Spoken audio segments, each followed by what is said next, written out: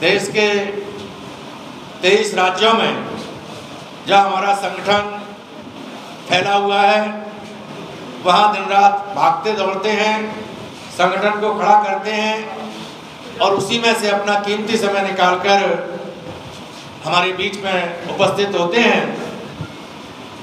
तो ऐसे समय में हम सब की जिम्मेदारी बनती है कि हम अपने साथियों का अभिनंदन करें, स्वागत करें। साथियों, मैं ज़्यादा समय आपके बीच में नहीं बोलूँगा, थोड़ा समय लेना चाहूँगा क्योंकि आज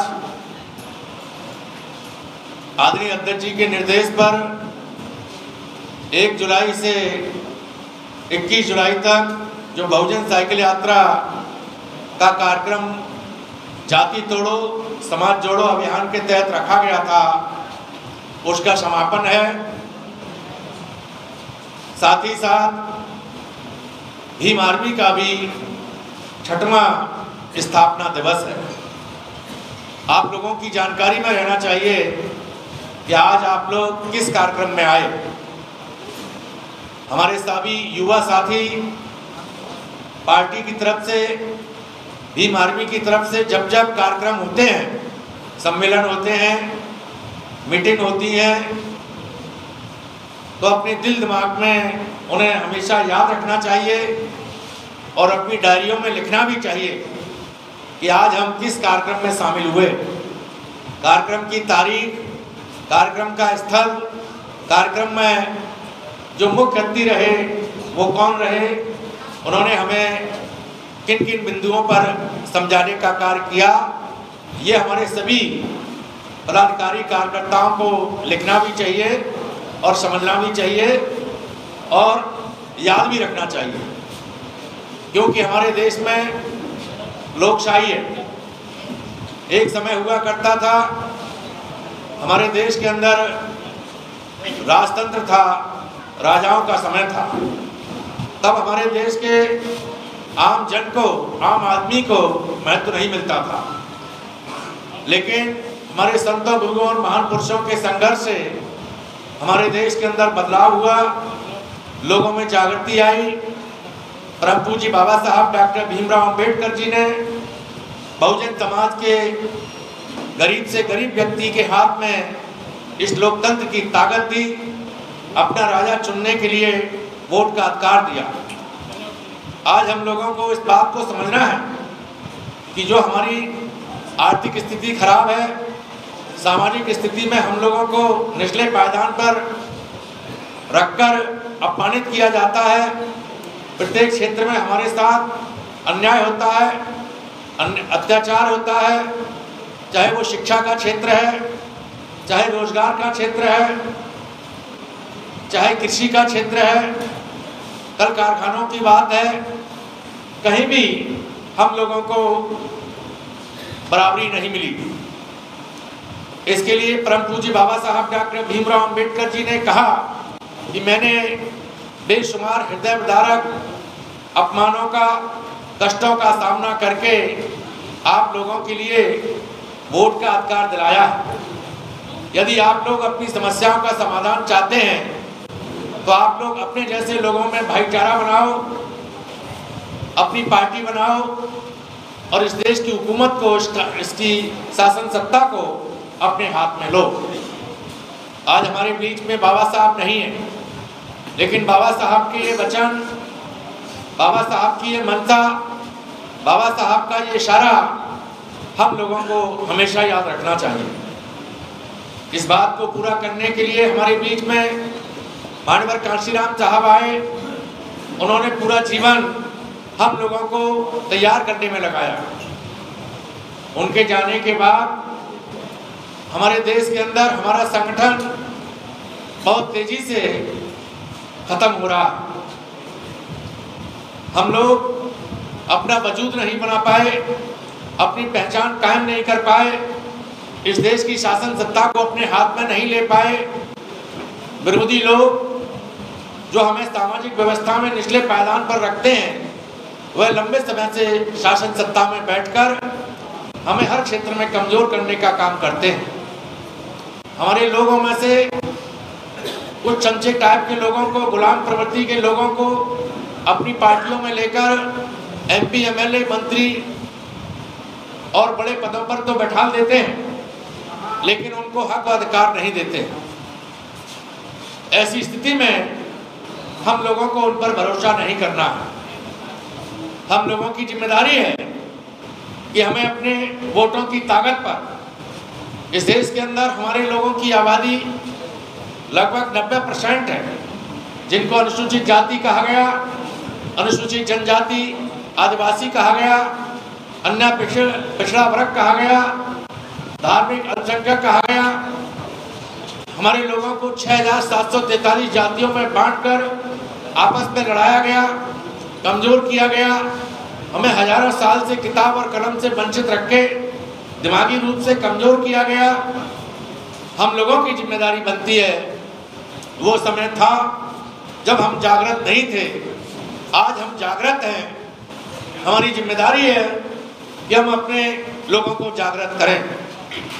गांव के अंदर गांव जाएं, मोहल्ले मोहल्ले जाएं, बस्ती बस्ती जाएं और अपने लोगों को तैयार करें। जब तक हम अपने लोगों को तैयार नहीं करेंगे, हम अपने गांव में 15 लोगों की टीम खड़ी नहीं करेंगे, हम अपने मोहल्ले में 15 लोगों की टीम खड़ी नहीं करेंगे, हम अपने पाल प्रजापति, केवट, कश्यप, नाई, निषाद, तेली, तमोली, साग, सैनी, मौर्य, कुशवाहा, जाटक, भटीक, धोबी, कोली, बाल्मी, गुर्जर, लोधी, यादव, इस प्रकार की जातियों में भाईचारा नहीं बनाएंगे तो जो हमारा विरोधी है वह हमको इसी प्रकार से परेशान करेगा। हमारी माँ बहन बेटियों की खुलेआम इज्जत लुटती है। हमारा लुटा पिटा व्यक्ति थाने जाता है, उसको थाने से न्याय नहीं मिलता है। हमारे पढ़े लिखे नौजवान नौकरियों के लिए आवेदन करते हैं, उनको नौकरियां नहीं मिलती है। यदि हाई कोर्ट, सुप्रीम कोर्ट के आदेश से कभी कभार नौकरी मिलती है तो ये सरकार में बैठे हुए लोग अपने लोगों से याचिका दायर करवा कर उन नौकरियों को खत्म कराने का भी काम करते हैं। आज स्थिति बहुत भयानक है, ना नौकरी है, ना सम्मान है, ना सुरक्षा है, कोई सुनने वाला नहीं है। इसका समाधान केवल यही है कि हम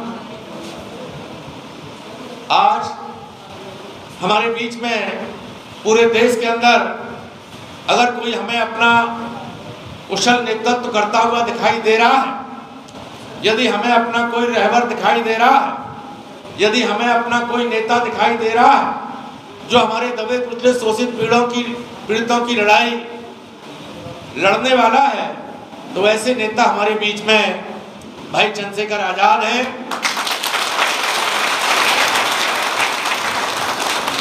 हम लोगों की जिम्मेदारी है कि हम अपने नेता को मजबूत करें। हमारे नेता की आवाज इतनी मजबूत हो कि हमारे नेता लखनऊ में बोले तो दिल्ली हिल जाए, हमारे नेता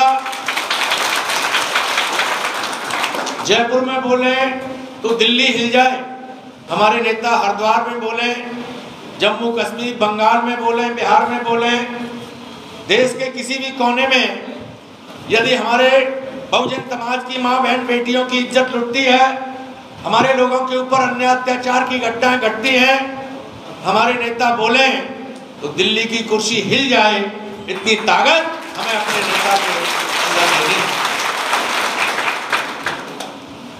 मीडिया, जो अखबार है, जो इलेक्ट्रॉनिक मीडिया है, टीवी चैनल, उनसे हमें ज़्यादा उम्मीद करने की आवश्यकता नहीं है, क्योंकि वो मीडिया सरकार के इशारे पर चलता है। मीडिया हमारी बात को बढ़ा चढ़ाकर कभी नहीं दिखाएगा। आज हम लोग इतनी संख्या में यहाँ बैठे हैं, कल कोई अखबार, कोई टीवी चैनल हमारे इस कार्यक्रम को नहीं दिखाएगा। हमारी जिम्मेदारी है कि आज हमारे पास सोशल मीडिया है, अपने मोबाइल हैं, हम अपने कार्यक्रम को अपने माध्यम से कवरेज करें और अपने लोगों तक पहुंचाएं। आप लोग सोचिए, आज आपके पास मोबाइल है। आज से 25 साल पहले मोबाइल नहीं था। तब मानवर कांशीराम साहब ने राष्ट्रीय स्तर का संगठन खड़ा किया था और बाबा साहब डॉक्टर भीमराव अंबेडकर जी जब संघर्ष कर रहे थे तब तो स्थिति बहुत कमजोर थी। उस समय में भी उन्होंने अपने लोगों को तैयार करके राष्ट्रीय स्तर की पार्टी आरपीआई बना दी थी और आज बहुत सारी सुविधाएं हैं। हमको इन सुविधाओं का फायदा उठाकर बहुत तेजी से अपने संगठन को मजबूत करना है।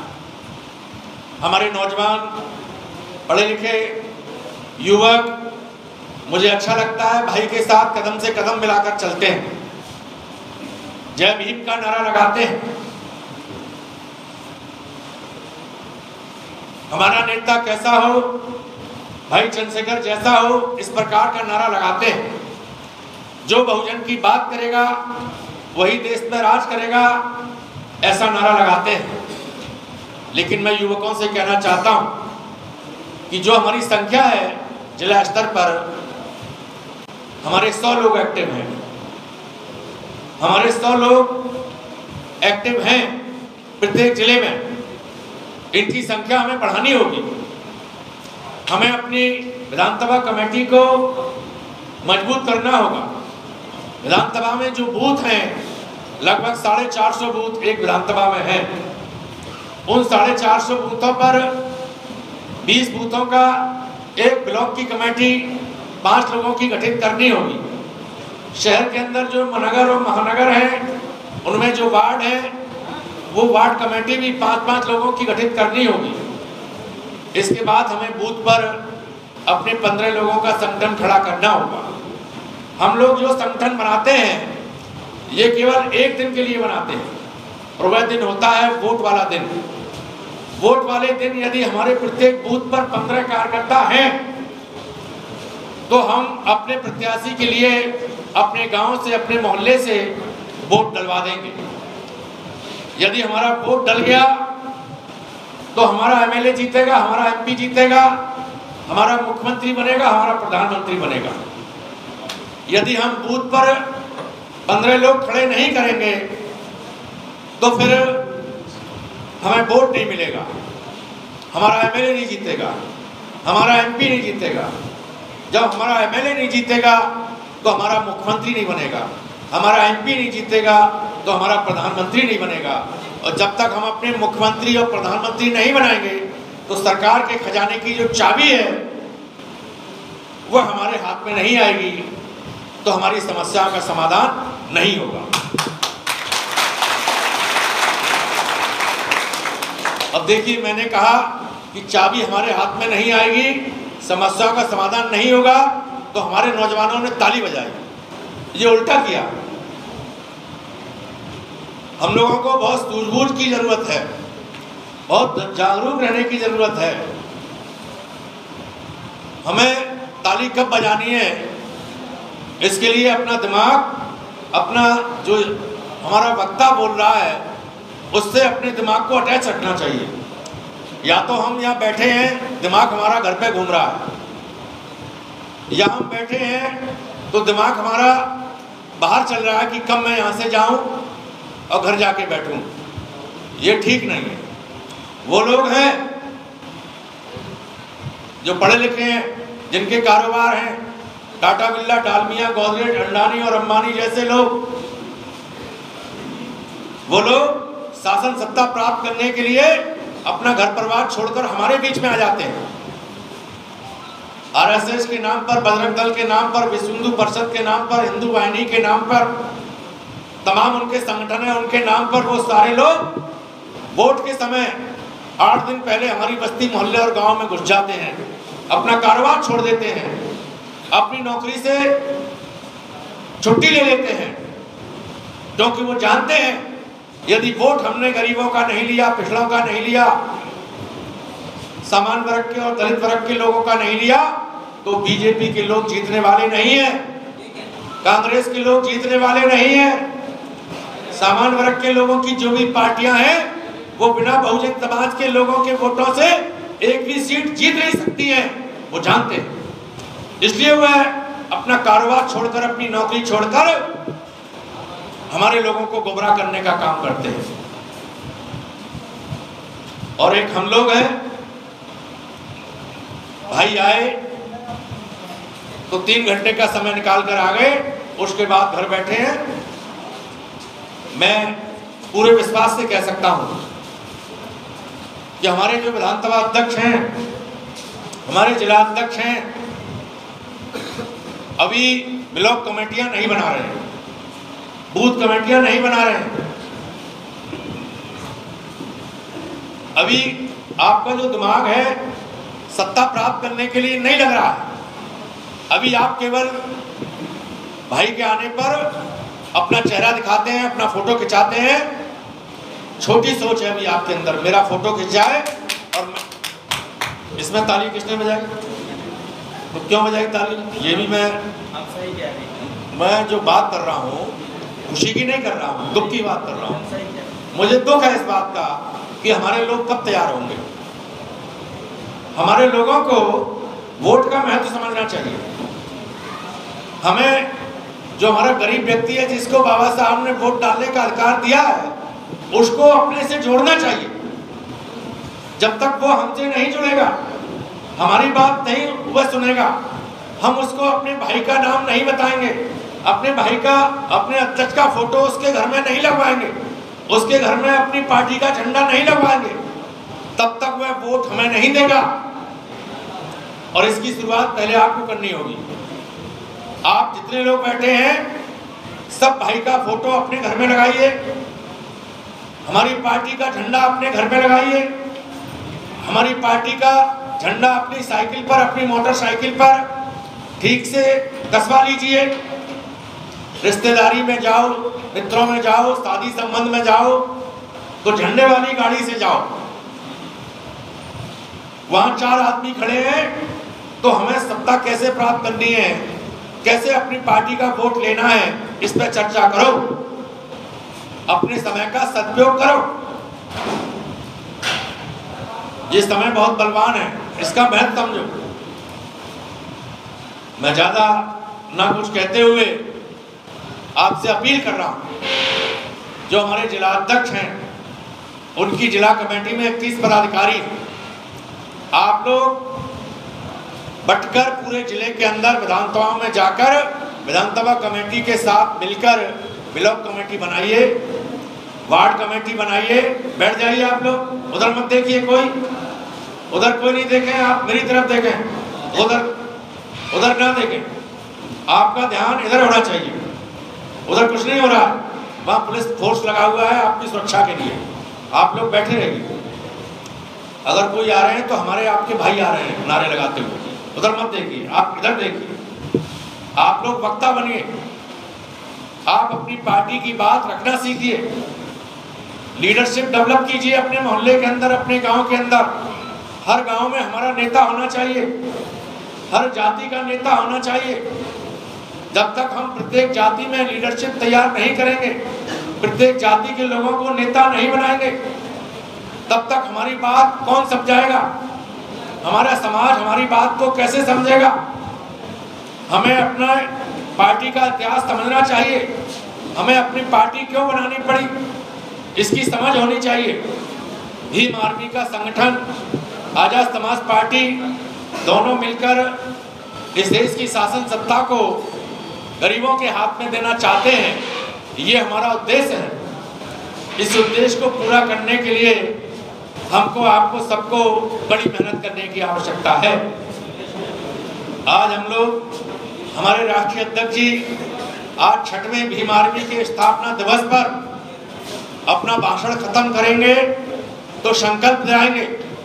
उत्तर प्रदेश का ये लखनऊ मंडल हमारे उत्तर प्रदेश का दिल है। लखनऊ मंडल के क्रीम कर्मठ कार्यकर्ता यहाँ बैठे हैं। जब लखनऊ मंडल नंबर 1 होगा तब उसके पीछे उसके बाकी मंडल लगेंगे।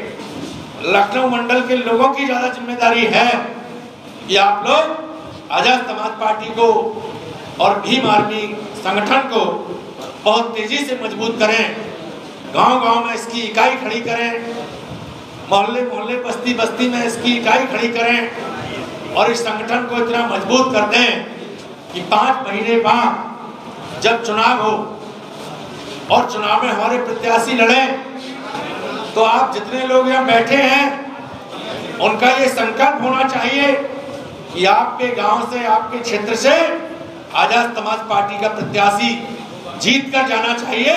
तब तो आप ये माने जाएंगे कि आप भाई चंद्रशेखर आजाद जी के पक्के वफादार सिपाही हैं। अगर आप ऐसा नहीं कर पाए तो मैं ये समझूंगा केवल आप फोटो खिंचाने आते हैं। आपके दिमाग में अभी वोट का महत्व नहीं समझ आया, आप अभी समस्याओं का समाधान कैसे होगा ये नहीं समझते हैं। अच्छा ये देखिए, कहीं घटना घटी, आप जाते हैं, पीड़ित परिवार को लेके अधिकारियों से मिलवाते हैं, थाना एसएसपी डीएम का घेराव करते हैं, कुछ लोग गिरफ्तार हो जाते हैं, बाद में छूट जाते हैं, तो कभी न्याय मिलता है और कभी नहीं मिलता। तो मेरा ये मतलब है कि ये घटनाएं हमारे ऊपर होती क्यों है? आप लोग ये सोचिए, क्या हमारा जन्म यहाँ उत्पीड़न और शोषण बर्दाश्त करने के लिए हुआ है? हमारा उत्पीड़न और शोषण इसलिए हो रहा है कि हम कमजोर हैं और ये कमजोरी हमारी राजनीतिक सत्ता की वजह से है। यदि हम राजनीतिक सत्ता प्राप्त कर लेंगे तो जिनका शासन है वो कमजोर नहीं होते। कांग्रेस के नाम पर यहाँ 56 साल तक जिन लोगों का शासन रहा उन्होंने अपने आप को बहुत मजबूत कर लिया। वही लोग अब शिफ्ट हो गए हैं भाजपा में, उनके नेताओं के चेहरे बदल जाते हैं, उनके झंडे बदल जाते हैं, चुनाव चिन्ह बदल जाते हैं, लेकिन वह सोचते हमारे खिलाफ हैं, हमारे खिलाफ सोचते हैं कि इनको, अन्य पिछड़े वर्ग के लोगों को, अनुसूचित जनजाति और अनुसूचित जाति अल्पसंख्यक समाज के लोगों को कैसे शिक्षा से वंचित किया जाए, कैसे नौकरियों से वंचित किया जाए, कैसे इनके घर मकान तोड़े जाए, कैसे इनके खिलाफ झूठे मुकदमे लिखवा के इनको जेल भेजा जाए, वो ये प्लान करते हैं सत्ता में बैठकर। इसी वजह से हम लोग कमजोर हैं। तो हमें अपनी कमजोरी दूर करने के लिए बहुत ज़्यादा चिंता की बात नहीं है कि हमें कोई पैसा इकट्ठा करना पड़ेगा या कोई बड़ी बड़ी फैक्ट्रियां लगानी पड़ेंगी। इसके लिए बाबा साहब ने हमको वोट देने का अधिकार दे दिया है। हमारा गरीब जो झोंपड़ी में रह रहा है, यदि उसको हमने समझा लिया और हमारे वोटों से हमारा विधायक बन गया तो ये लखनऊ की गद्दी आपकी हो जाएगी, ये दिल्ली की गद्दी आपकी हो जाएगी। जब लखनऊ और दिल्ली और पूरे देश के राज्यों में हमारे मुख्यमंत्री होंगे, हमारे राज्यपाल होंगे, तो जो प्रशासन है वह मुख्यमंत्री की बात मानते हैं, अधिकारी वही करते हैं जो शासन का इशारा होता है, वहीं बैठ के योजनाएं बनती हैं। तो 10 साल के अंदर हमारा ये समाज उनकी बराबरी में पहुंच जाएगा। कोई ऐसा कार्यकर्ता नहीं रहेगा जिसके पास खेती ना हो, जिसके पास कारखाना ना हो, जिसके घर में नौकरी ना हो, कोई ऐसा कार्यकर्ता नहीं बचेगा। सब आन मान और स्थान से रहेंगे, लेकिन इसके लिए शासन सत्ता लेनी होगी और शासन सत्ता लेने के लिए लोग तैयार करने होंगे, उनका वोट लेना होगा। इस काम को करने के लिए आप लोग सब तैयार हैं? तो मैं नहीं, हमारे अध्यक्ष जी से मैंने निवेदन किया है कि वह अपना जब भाषण समाप्त करेंगे तो आपसे संकल्प लेंगे, और संकल्प लेने का मतलब आपको होश हवास में रहना है। 5 महीने बाद चुनाव होगा, उस चुनाव में आपके क्षेत्र से हमारा प्रत्याशी जीत के आना चाहिए और यहाँ से खाता खुलना चाहिए। इस जिद के साथ, इस संकल्प के साथ आप यहाँ से जाएंगे। मैं अपनी बात समाप्त करता हूँ। बहुत बहुत धन्यवाद। जय भीम, जय भारत।